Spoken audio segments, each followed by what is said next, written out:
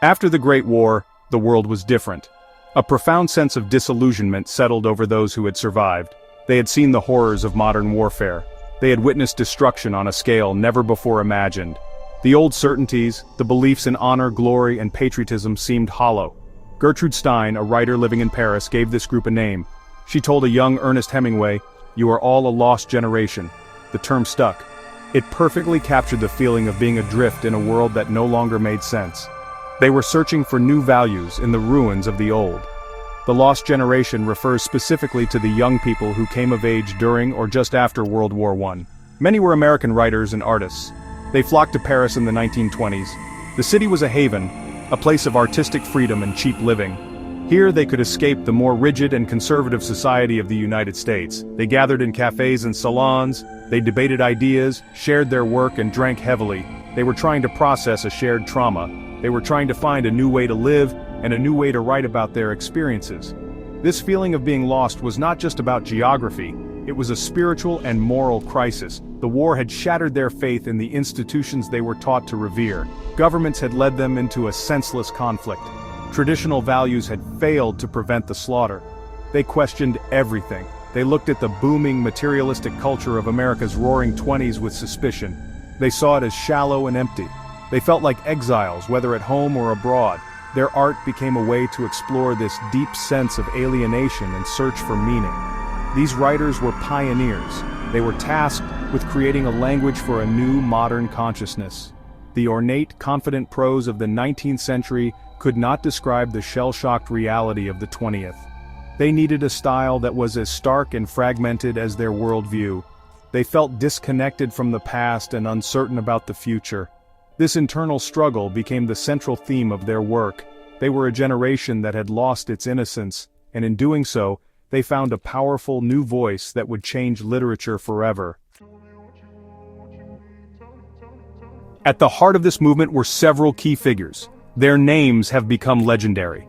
Ernest Hemingway is perhaps the most famous. He had served as an ambulance driver in Italy. He was severely wounded. His experiences gave him a first-hand view of the war's brutality. His writing style was lean and direct. He stripped language down to its bare essentials. F. Scott Fitzgerald was his contemporary and, for a time, his friend.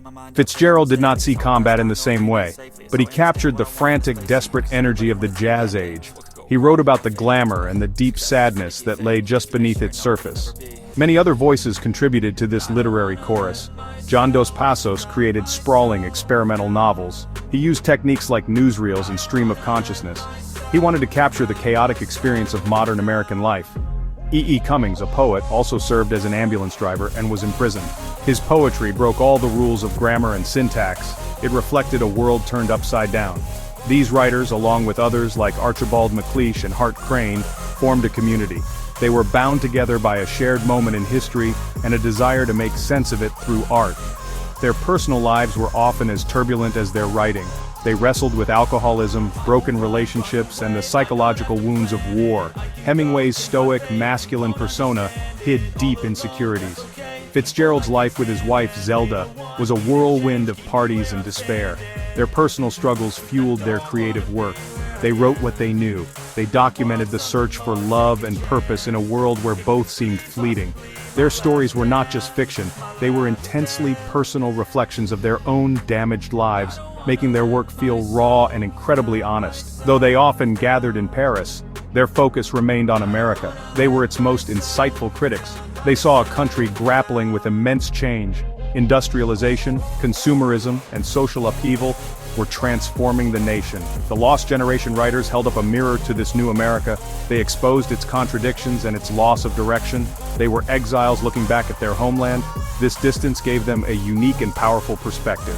They were forever connected to the country they felt so disconnected from, and their work provides a vital portrait of that complicated relationship.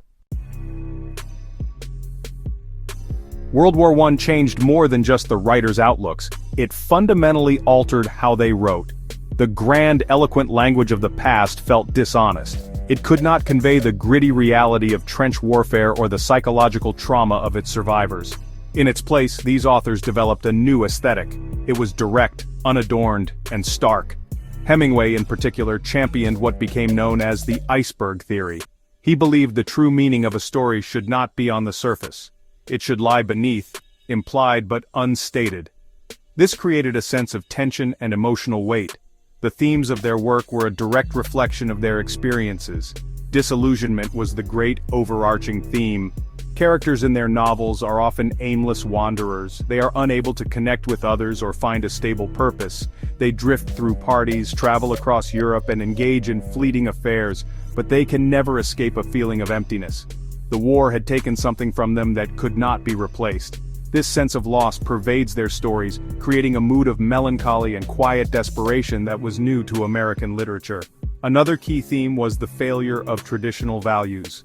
The writers of the Lost Generation were deeply skeptical of concepts like honor, courage, and patriotism. They had seen how these ideals were used to justify mass slaughter.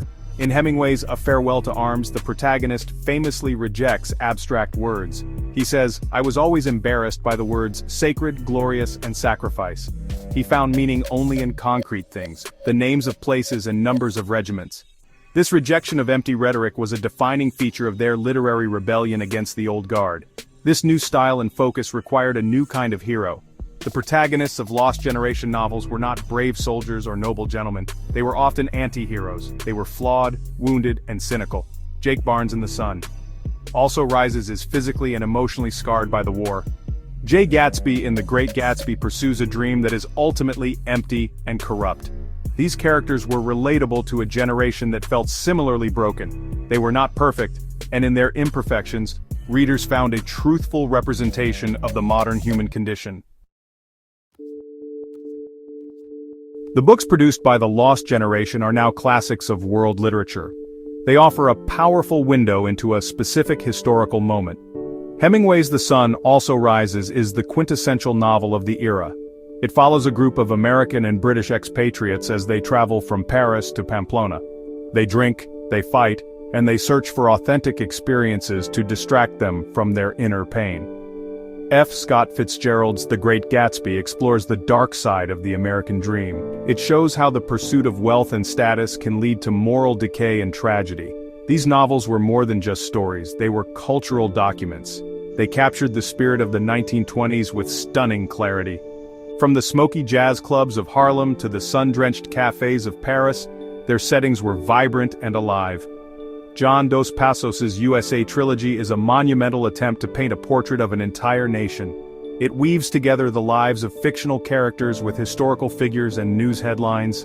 It shows a country in flux, full of energy and conflict. These books defined an era. They told the world what it felt like to be alive in the confusing aftermath of the Great War. Today, nearly a century later, the work of the Lost Generation remains profoundly relevant. We still live in a world shaped by rapid change and uncertainty. We still grapple with the consequences of conflict. We still question authority and search for meaning in a complex, often confusing society.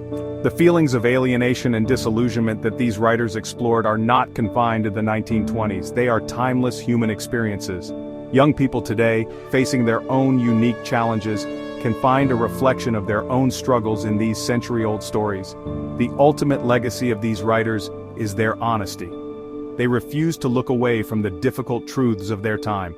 They created a new literary language to talk about trauma, loss, and the search for purpose. They taught us that great art can come from great pain. They were called the Lost Generation, but through their work they found a way to be remembered. They gave voice to the silent wounds of millions, and in doing so, they provided a guide for all the generations that would follow, helping us understand our own world a little better.